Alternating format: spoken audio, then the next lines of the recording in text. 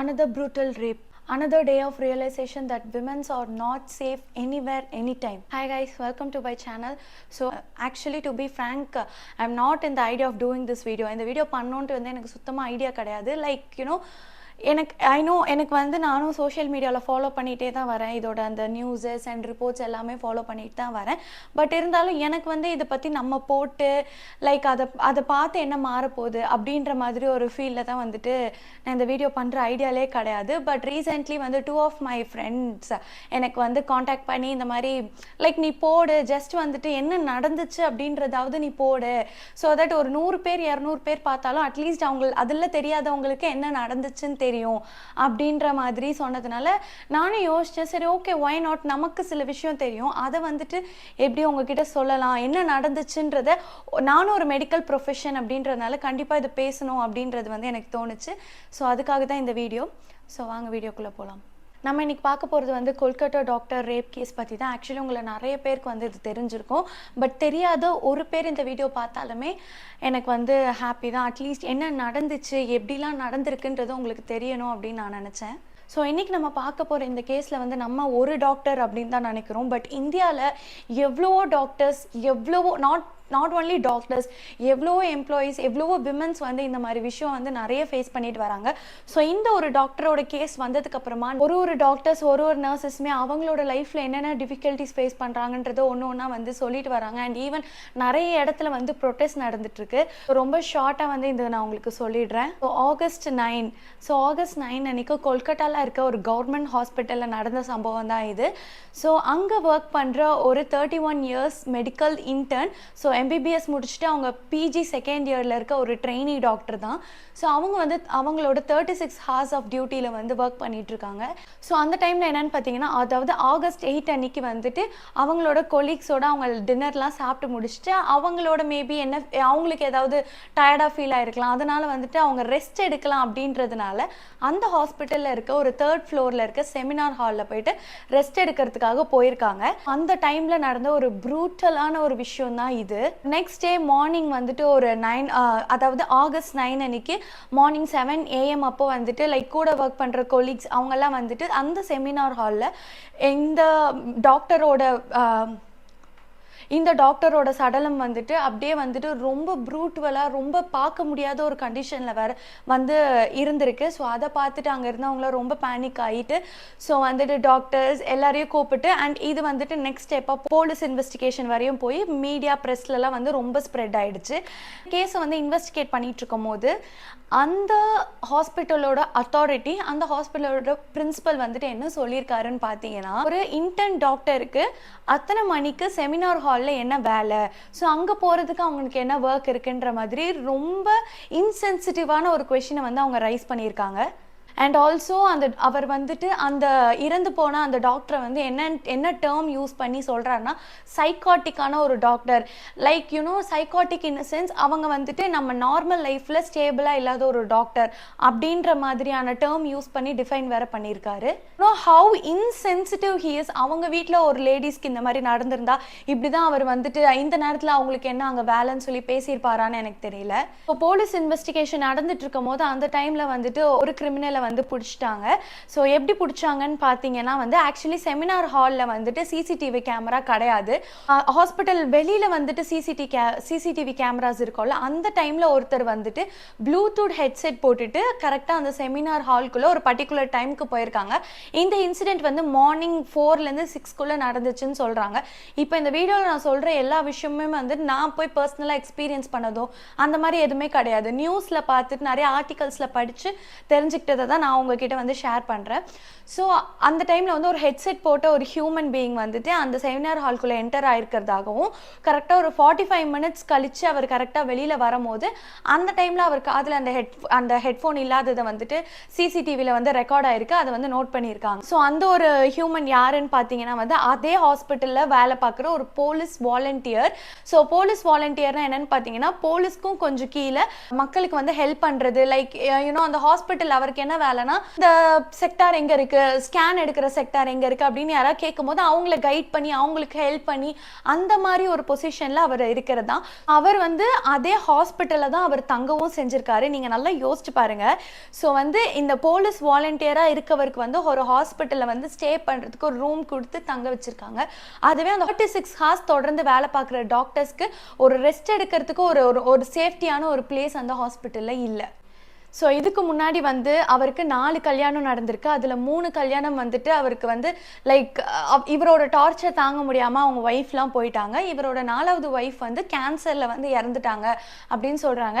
So இன்வெஸ்டிகேஷனில் இவரோட ஃபோனை வாங்கி செக் பண்ணப்போ அதில் அவ்வளோ பான் வீடியோஸ் இருந்திருக்கு. லிட்ரலாக வந்து அதுவும் ரொம்ப ரொம்ப அப்யூசிவான ஒரு மேனரில் வந்துட்டு அவ்வளோ வீடியோஸ் இருந்திருக்கிறதா வந்து போலீஸ் இன்வெஸ்டிகேஷனில் சொல்லப்படுறாங்க. அப்போ யோசிச்சு பாருங்கள், அந்த மனுஷன் எவ்வளோ ஒரு லைக் சொல்கிறதுக்கே எனக்கு தெரில, எவ்வளோ ஒரு க்ரூவலான ஒரு ஹியூமனாக இருந்திருப்பாரு அப்படின்ட்டு. ஸோ கிரிமினலை பற்றின ஒரு ரிப்போர்ட் வந்து நான் உங்களுக்காக ரீட் பண்ணி காட்டுறேன். 33-year-old accused who has joined a Kolkata police a civic volunteer in 2019. So 2019லே வந்துட்டு இந்த போலீஸ் வாலண்டியருக்காக அவர் ஜாயின் பண்ணியிருக்காரு. ஸோ அப்போ பார்த்தீங்கன்னா he was married at least 4 times and known as a womaniser. Already சொன்ன மாதிரி தான் 4 டைம் அவர் கல்யாணம் பண்ணியிருக்காரு. 4மே வந்து அவருக்கு ஃபெயிலியராக தான் இருந்திருக்கு. பிகாஸ் அந்த அளவுக்கு அவர் வந்து டார்ச்சர் கொடுத்ததுனால தான் அவங்களோட 3 வைஃப்மே வந்து அவங்கள விட்டு போயிட்டாங்க.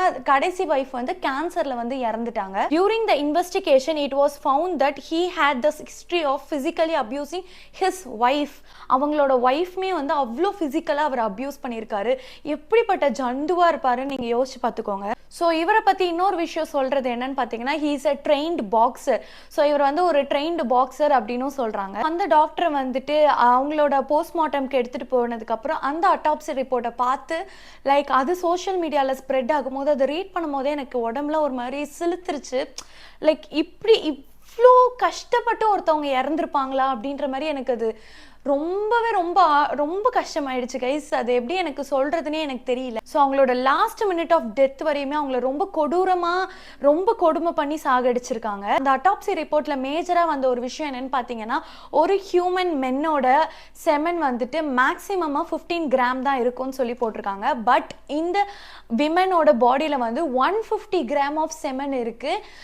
யோசிச்சு பாருங்க, ஒரு மென்னோட பாடியில மேக்ஸிமமே 15 கிராம்னா அப்போ 150னா லைக் எனக்கு தெரியல இதுல எத்தனை ராட்சசன்கள் வந்து உள்ள இருக்காங்க, இதுல எத்தனை பேர் சேர்ந்து இது வந்து இந்த ரிப்போர்ட் வச்சு நம்ம பார்க்கும்போது இது ஆப்வியஸா ஒரு கேங் ரேப் மாதிரி தான் தெரியுது. பட் ஆனால் நமக்கு இப்போ வரையும் மாட்டியிருக்கிறது ஒரே ஒரு ஆள் மட்டும்தான். இந்த டாக்டரோட அம்மா அப்பாவை ஒரு செகண்ட் யோசிச்சு பாருங்களேன். ஆக்சுவலி அதில் இன்னொரு நியூஸும் வந்துச்சு. ஸோ அவங்க அப்பா வந்து அவங்க பொண்ணை பார்க்கும் போது லைக் க்ளோத்லெஸ்ஸாக அவ்வளோ ப்ளீடிங், வாயிலிருந்து ஃபுல்லாக ப்ளீடிங், அவங்களோட ப்ரைவேட் பார்ட்ஸில் அவ்வளோ ப்ளீடிங்கோட அவங்க பொண்ணை பார்த்துருக்காங்க. ஈவன் அவங்க வந்து ஸ்பெக்ஸ் வியர் பண்ணுறாங்க. ஸோ அதனால அதில் இருக்க அந்த கிளாஸ் வந்துட்டு அவங்க கண்ணில் குத்தி கண்ணில் இருந்து ரத்தமாக அவங்களோட இடுப்பு எலும்பு உடஞ்ச மாதிரி. ஸோ ஒரு அம்மா அப்பா ஒரு பொண்ணை வந்து எந்த நிலைமையிலலாம் பார்க்கக்கூடாதோ அப்படிப்பட்ட ஒரு நிலைமையில வந்து அவங்க அம்மா அப்பா அந்த பொண்ணை பார்த்துருக்காங்க. ஸோ இதெல்லாம் பார்க்கும்போது ஒரு மாதிரி நமக்கு இதை ரீட் பண்ணும்போது நமக்கு ஒரு மாதிரி இமேஜினேஷன் வரும்ல. அந்த இமேஜினேஷன் வரும்போதே எனக்குலாம் ஒரு மாதிரி எனக்கே அப்படியே ஒரு மாதிரி ரொம்ப பயம் வருது. அது நம்மளையும் அறியாமல் நமக்கு ஒரு பயம் வரலாம். அந்த மாதிரி ஒரு ஃபீல்.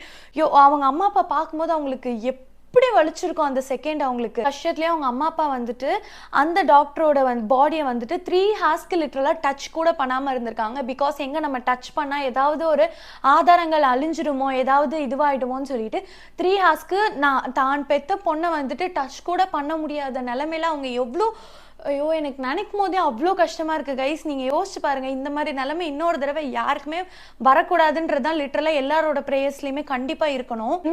என்னோட சப்ஸ்கிரைபர்ஸில் வந்து நிறைய சின்ன பசங்களும் இருக்காங்க, டீனேஜர்ஸ் தான் வந்து நிறைய இருக்காங்க. அட்லீஸ்ட் வந்துட்டு ஓகே இதுதான் நடந்திருக்கு அப்படின்னு அவங்களுக்கு தெரிஞ்சதுன்னா அவங்களுக்கு அவங்க லைஃப்பில் ஏதாவது ஒரு வகையில் இது யூஸ்ஃபுல்லாக இருந்துருமோன்ற ஒரு நோக்கத்தில் மட்டும்தான் நான் இந்த வீடியோவை பண்ணுறேன். இந்த கேஸ் வந்து இன்னும் ஃபர்தராக போயிட்டே தான் இருக்குது. இப்போ வரையுமே வந்து ஒரு குற்றவாளியை மட்டும் தான் கண்டுபிடிச்சிருக்காங்க. இன்னும் இதில் எத்தனை பேர் இன்வால்வ் ஆயிருக்காங்க, இன்னும் இதில் என்னென்னலாம் பாலிடிக்ஸ் நடந்திருக்கு எதுவுமே இன்னும் நமக்கு தெரிய வரல.